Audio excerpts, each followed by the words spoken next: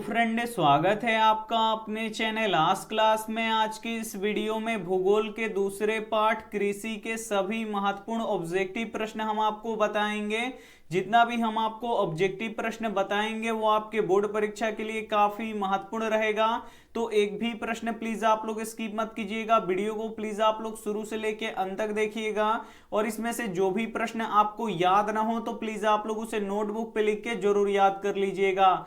Channel को अभी तक आप सब्सक्राइब नहीं किए हैं तो चैनल को सब्सक्राइब कर लीजिएगा। और सब्सक्राइब करने के बाद एक बेल आइकन आता है तो बेल आइकन को भी दबा के ऑल पे कर लीजिएगा, ताकि जब भी लाइव क्लास हो तो आपके पास नोटिफिकेशन पहुंचता रहे। और जितना भी हम आपको ऑब्जेक्टिव प्रश्न बताएंगे वो एनसीईआरटी पैटर्न के आधार पर ही बताएंगे। तो वीडियो को प्लीज आप लोग शुरू से लेके अंत तक जरूर देखिएगा। आइए शुरू करते हैं पहले नंबर प्रश्न से। पहला नंबर प्रश्न है कि गेहूं कौन सी फसल है। काफी महत्वपूर्ण प्रश्न है और ये प्रश्न आपके बोर्ड परीक्षा में बहुत बार पूछा गया है कि गेहूं कौन सी फसल है। ए ऑप्शन है रबी फसल, बी ऑप्शन है खरीफ फसल, सी ऑप्शन है जायद फसल, डी ऑप्शन है नकदी फसल। तो यहाँ पे आपको बताना है कि गेहूं कौन सी फसल है। तो गेहूं रबी फसल है, इसे आपको याद रखना है, यानी यहाँ पे ए ऑप्शन बिल्कुल ही सही हो जाएगा। ये देखते हैं अगला प्रश्न दो नंबर प्रश्न है कि चावल कौन सी फसल है। ये भी काफी महत्वपूर्ण प्रश्न है। यहाँ पे आपको बताना है कि चावल कौन सी फसल है। ए ऑप्शन है रबी फसल, बी ऑप्शन है खरीफ फसल, सी ऑप्शन है जायद फसल, डी ऑप्शन है नकदी फसल। तो यहाँ पे आपको बताना है कि चावल कौन सी फसल है। तो चावल खरीफ फसल है, इसे आपको याद रखना है, यानी यहाँ पे बी ऑप्शन बिल्कुल ही सही हो जाएगा। आइए देखते हैं अगला प्रश्न तीन नंबर प्रश्न है तंबाकू, जूट, कपास और गन्ना कौन सी फसल है। ये भी काफी महत्वपूर्ण प्रश्न है। यहाँ पे आपको बताना है कि तंबाकू, जूट, कपास और गन्ना कौन सी फसल है। ए ऑप्शन है रबी फसल, बी ऑप्शन है खरीफ फसल, सी ऑप्शन है जायद फसल, डी ऑप्शन है नकदी फसल। तो यहाँ पे आपको बताना है कि तंबाकू, जूट, कपास और गन्ना कौन सी फसल है। तो ये नकदी फसल है, इसे आपको याद रखना है, यानी यहाँ पे डी ऑप्शन बिल्कुल ही सही हो जाएगा। ये देखते हैं अगला प्रश्न चार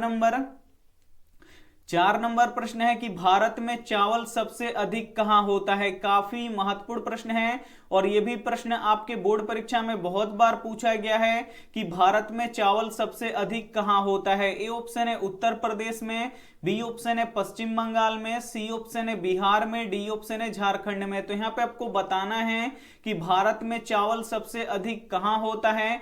तो भारत में चावल सबसे अधिक पश्चिम बंगाल में होता है, इसे आपको याद रखना है, यानी यहाँ पे बी ऑप्शन बिल्कुल ही सही हो जाएगा। काफी महत्वपूर्ण प्रश्न है।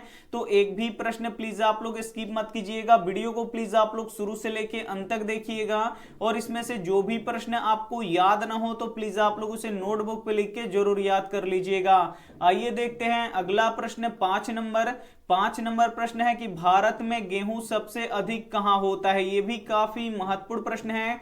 यहां पे आपको बताना है कि भारत में गेहूं सबसे अधिक कहां होता है। ए ऑप्शन है उत्तर प्रदेश में, बी ऑप्शन है पश्चिम बंगाल में, सी ऑप्शन है बिहार में, डी ऑप्शन है झारखंड में। तो यहाँ पे आपको बताना है कि भारत में गेहूं सबसे अधिक कहां होता है। तो भारत में गेहूं सबसे अधिक उत्तर प्रदेश में होता है, इसे आपको याद रखना है, यानी यहाँ पे ए ऑप्शन बिल्कुल ही सही हो जाएगा। आइए देखते हैं अगला प्रश्न 6 नंबर प्रश्न है भारत का नारियल प्रदेश किसे कहते हैं। काफी महत्वपूर्ण प्रश्न है और यह प्रश्न आपके बोर्ड परीक्षा के लिए काफी महत्वपूर्ण है कि भारत का नारियल प्रदेश किसे कहते हैं। ए ऑप्शन है केरल को, बी ऑप्शन है असम को, सी ऑप्शन है कर्नाटक को, डी ऑप्शन है पश्चिम बंगाल को। तो यहाँ पे आपको बताना है कि भारत का नारियल प्रदेश किसे कहते हैं। तो भारत का नारियल प्रदेश केरल को कहते हैं, इसे आपको याद रखना है, क्योंकि केरल में नारियल सबसे अधिक होता है, इसलिए भारत का नारियल प्रदेश केरल को कहते हैं, यानी यहाँ पे ए ऑप्शन बिल्कुल ही सही हो जाएगा। ये देखते हैं अगला प्रश्न 7 नंबर प्रश्न है किस राज्य में मसाला सबसे अधिक होता है। यह भी काफी महत्वपूर्ण प्रश्न है आपके बोर्ड परीक्षा के लिए। यहाँ पे आपको बताना है कि किस राज्य में मसाला सबसे अधिक होता है। ए ऑप्शन है केरल में, बी ऑप्शन है असम में, सी ऑप्शन है कर्नाटक में, डी ऑप्शन है पश्चिम बंगाल में। तो यहाँ पे आपको बताना है कि किस राज्य में मसाला सबसे अधिक होता है। तो केरल में मसाला सबसे अधिक होता है, इसे आपको याद रखना है, यानी यहाँ पे ए ऑप्शन बिल्कुल ही सही हो जाएगा। ये देखते हैं अगला प्रश्न 8 नंबर। 8 नंबर प्रश्न है, दाल और सोयाबीन किस राज्य में सबसे अधिक होता है। यह भी काफी महत्वपूर्ण प्रश्न है और यह प्रश्न आपके बोर्ड परीक्षा के लिए काफी महत्वपूर्ण प्रश्न है कि दाल और सोयाबीन किस राज्य में सबसे अधिक होता है। ए ऑप्शन है मध्य प्रदेश में, बी ऑप्शन है उत्तर प्रदेश में, सी ऑप्शन है बिहार में, डी ऑप्शन है महाराष्ट्र में। तो यहाँ पे आपको बताना है कि दाल और सोयाबीन किस राज्य में सबसे अधिक होता है। तो मध्य प्रदेश में सबसे अधिक होता है, इसे आपको याद रखना है, यानी यहाँ पे ए ऑप्शन बिल्कुल ही सही हो जाएगा। ये देखते हैं अगला प्रश्न यहाँ पे 9 नंबर। 9 नंबर प्रश्न है कि दाल किस पौष्टिक अंश का स्रोत है। काफी महत्वपूर्ण प्रश्न है ये आपके बोर्ड परीक्षा के लिए कि दाल किस पौष्टिक अंश का स्रोत है। ए ऑप्शन है प्रोटीन का, बी ऑप्शन है वसा का, सी ऑप्शन है कार्बोहाइड्रेट का, डी ऑप्शन है विटामिन का। तो यहाँ पे आपको बताना है कि दाल किस पौष्टिक अंश का स्रोत है। तो दाल प्रोटीन का स्रोत है, इसे आपको याद रखना है, यानी यहाँ पे ए ऑप्शन बिल्कुल ही सही हो जाएगा। ये देखते हैं अगला प्रश्न 10 नंबर। 10 नंबर प्रश्न है कि चाय पत्ती सबसे अधिक किस राज्य में होता है। ये काफी महत्वपूर्ण प्रश्न है आपके बोर्ड परीक्षा के लिए कि चाय पत्ती सबसे अधिक किस राज्य में होता है। ए ऑप्शन है बिहार में, बी ऑप्शन है उत्तर प्रदेश में, सी ऑप्शन है हरियाणा में, डी ऑप्शन है असम में। तो यहाँ पे आपको बताना है कि चाय पत्ती सबसे अधिक किस राज्य में होता है। तो असम में होता है, इसे आपको याद रखना है, यानी यहाँ पे डी ऑप्शन बिल्कुल ही सही हो जाएगा।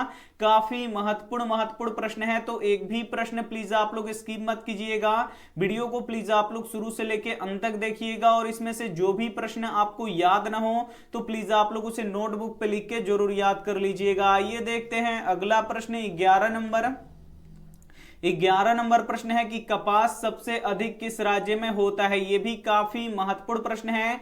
यहां पे आपको बताना है कि कपास सबसे अधिक किस राज्य में होता है। ए ऑप्शन है गुजरात में, बी ऑप्शन है बिहार में, सी ऑप्शन है उत्तर प्रदेश में, डी ऑप्शन है दिल्ली में। तो यहाँ पे आपको बताना है कि कपास सबसे अधिक किस राज्य में होता है। तो कपास सबसे अधिक गुजरात में होता है, इसे आपको याद रखना है, यानी यहाँ पे ए ऑप्शन बिल्कुल ही सही हो जाएगा। जो कपास होता है ये काली मिट्टी पे सबसे अधिक होता है, तो ये भी साथ में आपको याद रखना है। आइए देखते हैं अगला प्रश्न 12 नंबर।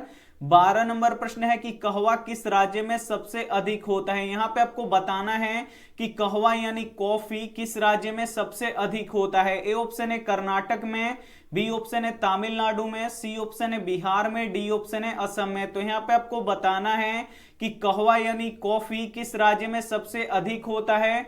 तो कर्नाटक में सबसे अधिक होता है, इसे आपको याद रखना है, यानी यहाँ पे ए ऑप्शन बिल्कुल ही सही हो जाएगा। ये देखते हैं अगला प्रश्न 13 नंबर।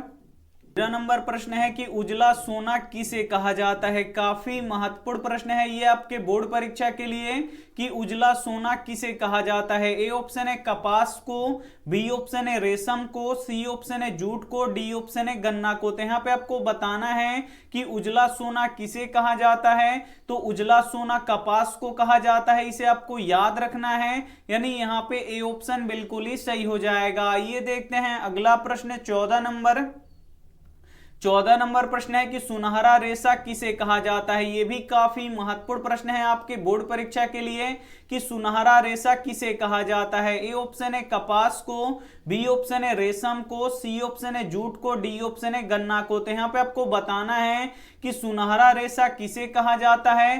तो सुनहरा रेशा जूट को कहा जाता है, इसे आपको याद रखना है, यानी यहाँ पे सी ऑप्शन बिल्कुल ही सही हो जाएगा। ये देखते हैं अगला प्रश्न 15 नंबर।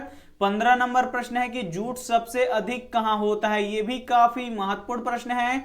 यहां पे आपको बताना है कि जूट सबसे अधिक कहां होता है। ए ऑप्शन है पश्चिम बंगाल में, बी ऑप्शन है असम में, सी ऑप्शन है केरल में, डी ऑप्शन है गुजरात में। तो यहाँ पे आपको बताना है कि जूट सबसे अधिक कहां होता है। तो जूट सबसे अधिक पश्चिम बंगाल में होता है, इसे आपको याद रखना है, यानी यहाँ पे ए ऑप्शन बिल्कुल ही सही हो जाएगा। ये देखते हैं अगला प्रश्न 16 नंबर। 16 नंबर प्रश्न है कि हरित क्रांति की शुरुआत किस राज्य से हुआ था। काफी महत्वपूर्ण प्रश्न है। यहां पे आपको बताना है कि हरित क्रांति की शुरुआत किस राज्य से हुआ था। ए ऑप्शन है उत्तराखंड से, बी ऑप्शन है पंजाब से, सी ऑप्शन है गुजरात से, डी ऑप्शन है असम से। तो यहां पे आपको बताना है कि हरित क्रांति की शुरुआत किस राज्य से हुआ था। तो पंजाब से हुआ था, इसे आपको याद रखना है, यानी यहां पे बी ऑप्शन बिल्कुल ही सही हो जाएगा। ये देखते हैं अगला प्रश्न 17 नंबर प्रश्न है कि हरित क्रांति का प्रभाव किस फसल पर पड़ा। काफी महत्वपूर्ण प्रश्न है ये आपके बोर्ड परीक्षा के लिए कि हरित क्रांति का प्रभाव किस फसल पर पड़ा। ए ऑप्शन है गेहूं पर, बी ऑप्शन है चावल पर, सी ऑप्शन है मक्का पर, डी ऑप्शन है सरसों पर। तो यहां पे आपको बताना है कि हरित क्रांति का प्रभाव किस फसल पर पड़ा। तो हरित क्रांति का प्रभाव गेहूं पर पड़ा, इसे आपको याद रखना है, यानी यहां पे ए ऑप्शन बिल्कुल ही सही हो जाएगा। ये देखते हैं अगला प्रश्न 18 नंबर प्रश्न है कि हरित क्रांति के जनक कौन थे। काफी महत्वपूर्ण प्रश्न है ये आपके बोर्ड परीक्षा के लिए। यहां पे आपको बताना है कि हरित क्रांति के जनक कौन थे। ए ऑप्शन है M S Swaminathan, B option है सुंदरलाल बहुगुणा, सी ऑप्शन है मेधा पाटेकर, डी ऑप्शन है महात्मा गांधी। तो यहां पे आपको बताना है कि हरित क्रांति के जनक कौन थे। तो हरित क्रांति के जनक एम एस स्वामीनाथन थे, इसे आपको याद रखना है, यानी यहां पे ए ऑप्शन बिल्कुल ही सही हो जाएगा। ये देखते हैं अगला प्रश्न 19 नंबर प्रश्न है कि चिपको आंदोलन के अग्रणी नेता कौन थे। काफी महत्वपूर्ण प्रश्न है ये भी आपके बोर्ड परीक्षा के लिए कि चिपको आंदोलन के अग्रणी नेता कौन थे। ए ऑप्शन है M S Swaminathan, B option है सुंदरलाल बहुगुणा, सी ऑप्शन है मेधा पाटेकर, डी ऑप्शन है महात्मा गांधी। तो यहाँ पे आपको बताना है कि चिपको आंदोलन के अग्रणी नेता कौन थे। तो सुंदरलाल बहुगुणा थे, इसे आपको याद रखना है, यानी यहाँ पे बी ऑप्शन बिल्कुल ही सही हो जाएगा। ये देखते हैं अगला प्रश्न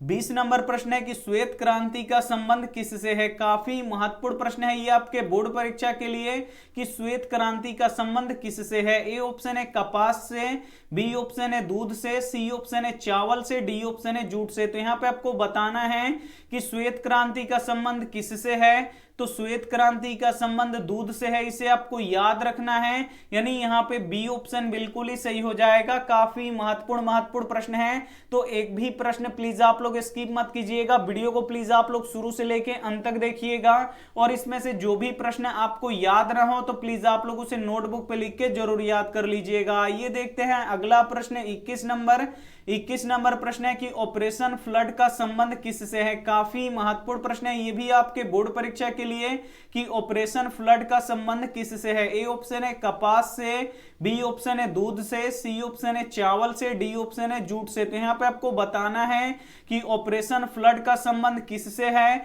तो ऑपरेशन फ्लड का संबंध दूध से है, इसे आपको याद रखना है, यानी यहाँ पे बी ऑप्शन बिल्कुल ही सही हो जाएगा। ये देखते हैं अगला प्रश्न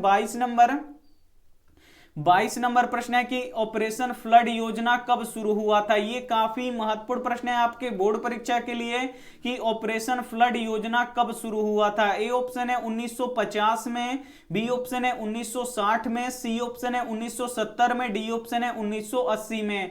तो यहाँ पे आपको बताना है कि ऑपरेशन फ्लड योजना कब शुरू हुआ था। तो ऑपरेशन फ्लड योजना 1970 में शुरू हुआ था, इसे आपको याद रखना है, यानी यहाँ पे सी ऑप्शन बिल्कुल ही सही हो जाएगा। और ऑपरेशन फ्लड का संबंध किससे है। तो दूध से है, तो ये भी साथ में आपको याद रखना है। आइए देखते हैं अगला प्रश्न 23 नंबर प्रश्न है कि भारत में हरित क्रांति की शुरुआत कब हुई थी। काफी महत्वपूर्ण प्रश्न है, यहां पे आपको बताना है कि भारत में हरित क्रांति की शुरुआत कब हुई थी। ए ऑप्शन है 1964 में, बी ऑप्शन है 1965 में, सी ऑप्शन है 1966-67 में, डी ऑप्शन है 1968 में। तो यहाँ पे आपको बताना है कि भारत में हरित क्रांति की शुरुआत कब हुई थी। तो 1966-67 में हुआ था, इसे आपको याद रखना है, यानी यहाँ पे सी ऑप्शन बिल्कुल ही सही हो जाएगा। ये देखते हैं अगला प्रश्न 24 24 नंबर प्रश्न है कि भारत में अर्थव्यवस्था का मूल आधार क्या है। काफी महत्वपूर्ण प्रश्न है आपके बोर्ड परीक्षा के लिए कि भारत में अर्थव्यवस्था का मूल आधार क्या है। ए ऑप्शन है उद्योग, बी ऑप्शन है कृषि, सी ऑप्शन है व्यापार, डी ऑप्शन है खनन। तो यहां पे आपको बताना है कि भारत में अर्थव्यवस्था का मूल आधार क्या है। तो भारत में अर्थव्यवस्था का मूल आधार कृषि है, इसे आपको याद रखना है। काफी महत्वपूर्ण प्रश्न है, यानी यहाँ पे बी ऑप्शन बिल्कुल ही सही हो जाएगा। आइए देखते हैं अगला प्रश्न 25 नंबर प्रश्न है कि भारत के कितने प्रतिशत लोग कृषि कार्य से जुड़े हैं। काफी महत्वपूर्ण प्रश्न है, यहाँ पे आपको बताना है कि भारत के कितने प्रतिशत लोग कृषि कार्य से जुड़े हैं। ए ऑप्शन है 80%, बी ऑप्शन है 60%, सी ऑप्शन है 65%, डी ऑप्शन है 90%। तो यहाँ पे आपको बताना है कि भारत के कितने प्रतिशत लोग कृषि कार्य से जुड़े हैं। तो लगभग 80% लोग कृषि कार्य से जुड़े हैं, इसे आपको याद रखना है, यानी यहाँ पे ए ऑप्शन बिल्कुल ही सही हो जाएगा। ये देखते हैं अगला प्रश्न 26 नंबर प्रश्न है कि किस उद्योग का संबंध कृषि से नहीं है। काफी महत्वपूर्ण प्रश्न है 26 नंबर। यहां पे आपको बताना है कि किस उद्योग का संबंध कृषि से नहीं है। ए ऑप्शन है जूट उद्योग का, बी ऑप्शन है सीमेंट उद्योग का, सी ऑप्शन है चीनी उद्योग का, डी ऑप्शन है इनमें से कोई नहीं। तो यहाँ पे आपको बताना है कि किस उद्योग का संबंध कृषि से नहीं है। तो सीमेंट उद्योग का संबंध कृषि से नहीं है, इसे आपको याद रखना है, यानी यहाँ पे बी ऑप्शन बिल्कुल ही सही हो जाएगा। ये देखते हैं अगला प्रश्न 27 नंबर प्रश्न है कि किस राज्य में सबसे अधिक चीनी मिल है। ये काफी महत्वपूर्ण प्रश्न है आपके बोर्ड परीक्षा के लिए कि किस राज्य में सबसे अधिक चीनी मिल है। ए ऑप्शन है उत्तर प्रदेश में, बी ऑप्शन है बिहार में, सी ऑप्शन है मध्य प्रदेश में, डी ऑप्शन है असम में। तो यहाँ पे आपको बताना है कि किस राज्य में सबसे अधिक चीनी मिल है। तो उत्तर प्रदेश में सबसे अधिक चीनी मिल है, इसे आपको याद रखना है, यानी यहाँ पे ए ऑप्शन बिल्कुल ही सही हो जाएगा। और किस राज्य में चीनी सबसे अधिक होता है, तो उत्तर प्रदेश में सबसे चीनी अधिक होता है, तो ये भी साथ में आपको याद रखना है। आइए देखते हैं अगला प्रश्न 28 नंबर, आम किस देश में सबसे अधिक होता है। काफी महत्वपूर्ण प्रश्न है 28 नंबर।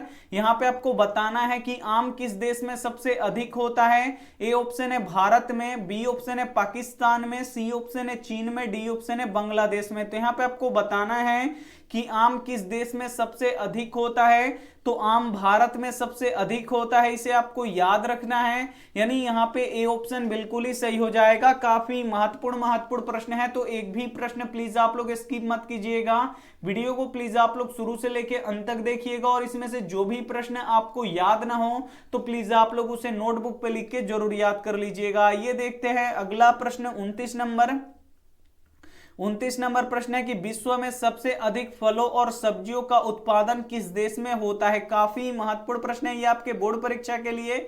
यहाँ पे आपको बताना है कि विश्व में सबसे अधिक फलों और सब्जियों का उत्पादन किस देश में होता है। ए ऑप्शन है चीन में, बी ऑप्शन है भारत में, सी ऑप्शन है फ्रांस में, डी ऑप्शन है जर्मनी में। तो यहाँ पे आपको बताना है कि विश्व में सबसे अधिक फलों और सब्जियों का उत्पादन किस देश में होता है। तो अपने देश भारत में होता है, इसे आपको याद रखना है, यानी यहाँ पे बी ऑप्शन बिल्कुल ही सही हो जाएगा। ये देखते हैं अगला प्रश्न 30 नंबर प्रश्न है कि सोपानी कृषि किस राज्य में होता है। काफी महत्वपूर्ण प्रश्न है ये आपके बोर्ड परीक्षा के लिए कि सोपानी कृषि किस राज्य में होता है। ए ऑप्शन है हरियाणा में, बी ऑप्शन है पंजाब में, सी ऑप्शन है उत्तराखंड में, डी ऑप्शन है बिहार में। तो यहाँ पे आपको बताना है कि सोपानी कृषि किस राज्य में होता है। तो सोपानी कृषि उत्तराखंड में होता है, इसे आपको याद रखना है, यानी यहाँ पे सी ऑप्शन बिल्कुल ही सही हो जाएगा। ये देखते हैं अगला प्रश्न 31 नंबर प्रश्न है कि भारत में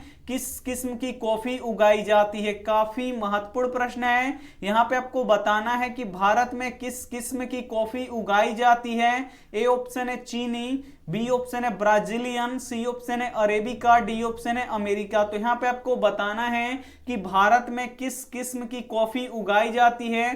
तो अरेबिका किस्म की कॉफी उगाई जाती है, इसे आपको याद रखना है, यानी यहाँ पे सी ऑप्शन बिल्कुल ही सही हो जाएगा। और कॉफी भारत में सबसे अधिक कहाँ होता है, तो कर्नाटक में होता है, तो ये भी साथ में आपको याद रखना है। आइए देखते हैं अगला प्रश्न 32 नंबर प्रश्न है कि भारत का मुख्य फसल कौन सा है। यहाँ पे आपको बताना है, यहाँ पे आपको बताना है कि भारत का मुख्य खाद्य फसल कौन सा है।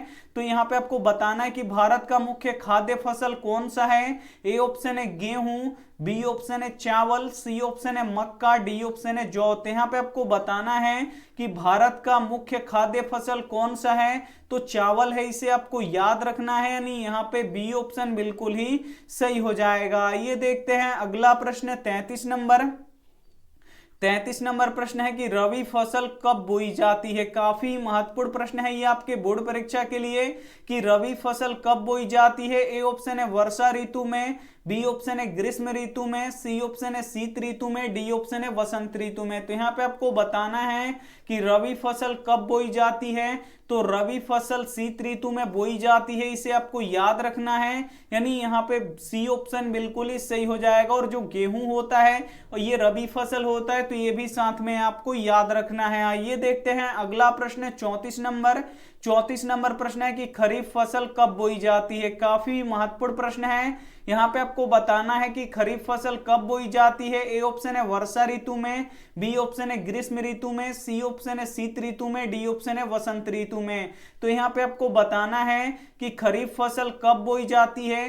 तो खरीफ फसल वर्षा ऋतु में बोई जाती है, इसे आपको याद रखना है, यानी यहाँ पे ए ऑप्शन बिल्कुल ही सही हो जाएगा। ये देखते हैं अगला प्रश्न 35 नंबर। 35 नंबर प्रश्न है कि गन्ने की फसल तैयार होने में कितना समय लगता है। काफी महत्वपूर्ण प्रश्न है।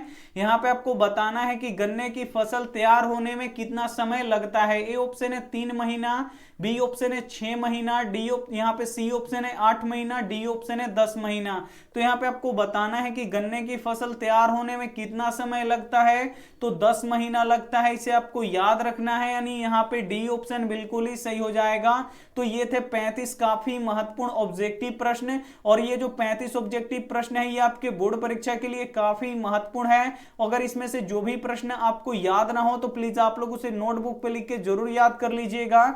और ये रहा आपके लिए होमवर्क प्रश्न कि सबसे बड़ा जल संग्रह क्या होता है। ए ऑप्शन है महासागर, बी ऑप्शन है नदी, सी ऑप्शन है पोखर, डी ऑप्शन है कुआं। तो इसमें से जो भी ऑप्शन आपको सही लगे वो आप हमें कमेंट करके जरूर बताइएगा। वीडियो को लाइक नहीं किए तो प्लीज आप लोग वीडियो को लाइक कीजिएगा, अपने दोस्तों के पास इस वीडियो को जरूर शेयर कीजिएगा। चैनल को सब्सक्राइब नहीं किए तो चैनल को सब्सक्राइब करके साथ में बेल आइकन को ऑल पे दबा लीजिएगा, ताकि जब भी लाइव क्लास हो तो आपके पास नोटिफिकेशन पहुंचता रहे। थैंक यू फॉर वॉचिंग, मिलते हैं अगली वीडियो में। तब तक अपना ध्यान रखिए, मन लगा के पढ़ाई कीजिए। Take care and bye.